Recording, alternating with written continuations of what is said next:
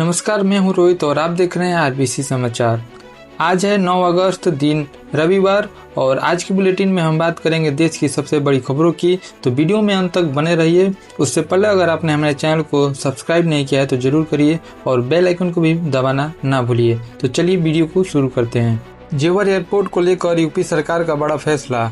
उत्तर प्रदेश सरकार ने जेवर एयरपोर्ट को एक्सप्रेसवे से जोड़ने के लिए करीब 8,586 करोड़ रुपए की 6 लेन वाली परियोजना को मंजूरी दी है। इस एक्सप्रेसवे से एयरपोर्ट तक पहुंच आसान होने की उम्मीद है। सरकार इसे पश्चिमी उत्तर प्रदेश की कनेक्टिविटी और आर्थिक गतिविधियों को बढ़ाने वाला बड़ा इंफ्रास्ट्रक्चर प्रोजेक्ट मान रही है।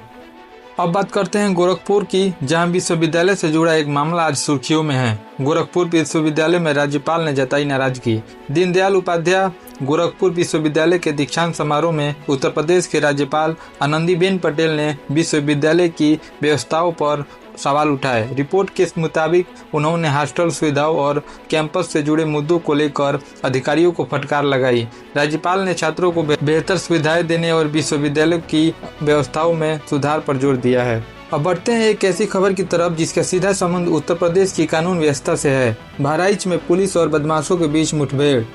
उत्तर प्रदेश के बहराइच में पुलिस और बदमाशों के बीच मुठभेड़ की खबर सामने आई है। आज तक के लाइव अपडेट के मुताबिक मुठभेड़ के दौरान एक आरोपी को गिरफ्तार किया गया है।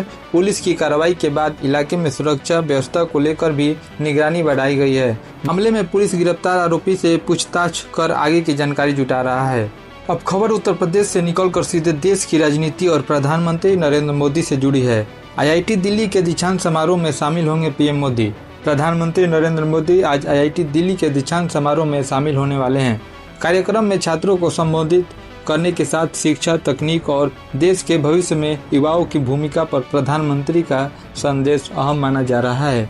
शिक्षा और तकनीक के बाद अब नजर डालते हैं अंतर्राष्ट्रीय मोर्चे पर, जहां भारत से जुड़ी एक बड़ी आर्थिक खबर सामने आई है। अमेरिका ने भारत समेत 5 देशों में 100% टैरिफ का बिल पास किया।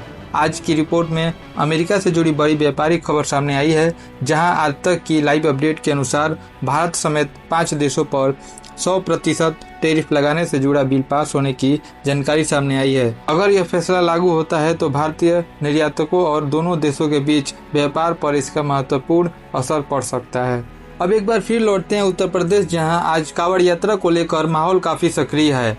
पश्चिमी यूपी में कांवड़ यात्रा चरम पर। सावन की कांवड़ यात्रा के चरम दौर में पश्चिमी उत्तर प्रदेश की सड़कों पर कांवड़ियों की भारी आवाजाही देखने को मिल रही है। मेरठ, मुजफ्फरनगर, सहारनपुर और बागपत सहित कई क्षेत्रों में कांवड़ियों के भीड़ आगे बढ़ रही है।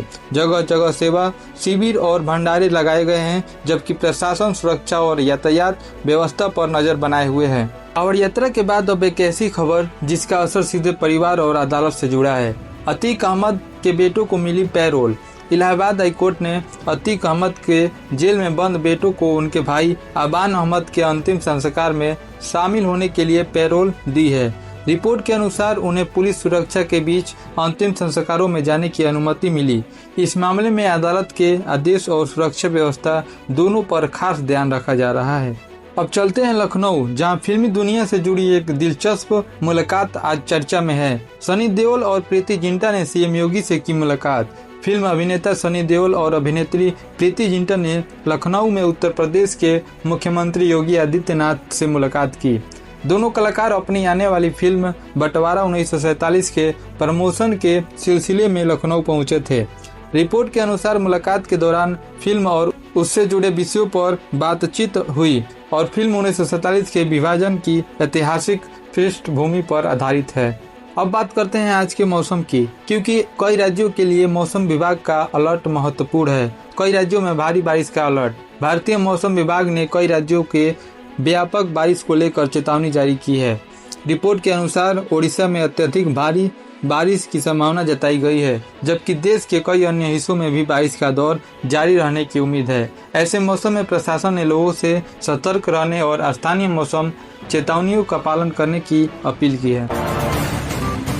एनडीए सांसदों के साथ पीएम मोदी की बैठक। प्रधानमंत्री नरेंद्र मोदी ने आज एनडीए के नए निर्वाचित लोकसभा सांसदों के साथ नाश्ते पर बैठक की। रिपोर्ट के अनुसार करीब 45 सांसद इस बैठक में शामिल हुए। बैठक में सरकार के कामकाज, सांसदों की भूमिका और आगामी राजनीतिक रणनीति पर चर्चा हुई। एनडीए के भीतर समन्वय को मजबूत करने के लिहाज से यह बैठक महत्वपूर्ण मानी जा रही है। संसद से जुड़ी गतिविधियों पर नजर। आज देश की राजनीति में संसद से जुड़ी गतिविधियां चर्चा में है। विपक्ष और सरकार के बीच कई मुद्दों को लेकर राजनीतिक बयानबाजी जारी है। ऐसे में आने वाले दिनों में संसद की कार्यवाही और नेताओं के बयानों पर सबकी नजर रहेगी। राजनीतिक दल अपनी अपनी रणनीति को लेकर सक्रिय दिखाई दे रहे हैं। अब रुख करते हैं उत्तर प्रदेश की तरफ, जहां मौसम के साथ साथ प्रशासनिक गतिविधियां भी लगातार चर्चा में हैं। उत्तर प्रदेश से जुड़ी बड़ी तस्वीर। उत्तर प्रदेश के सबसे बड़े राज्यों में होने के कारण राष्ट्रीय राजनीति में हमेशा महत्वपूर्ण रहता है। 2027 के विधानसभा चुनाव को देखते हुए राज्य की राजनीतिक गतिविधियों पर भी नजर बनी हुई है। भाजपा, सपा और अन्य दल अपनी रणनीति पर मजबूत करने में जुटे हुए हैं। आने वाले महीनों में प्रदेश की राजनीति में कई बड़े बदलाव और बयान देखने को मिल सकते हैं। अब बात करते हैं बिहार की, जहां राजनीतिक समीकरण लगातार महत्वपूर्ण बने हुए हैं। बिहार की राजनीति पर भी नजर। बिहार में आने वाले राजनीतिक घटनाक्रमों को लेकर सभी प्रमुख दल सक्रिय है। राज्य की राजनीति में एनडीए और विपक्षी दलों के बीच मुकाबला लगातार चर्चा में रहता है। नेताओं की बैठकों और बयानों के बीच आने वाले समय की रणनीति तैयार की जा रही है। बिहार से जुड़ी हर राजनीतिक गतिविधि का असर राष्ट्रीय राजनीति पर भी दिखाई दे सकता है।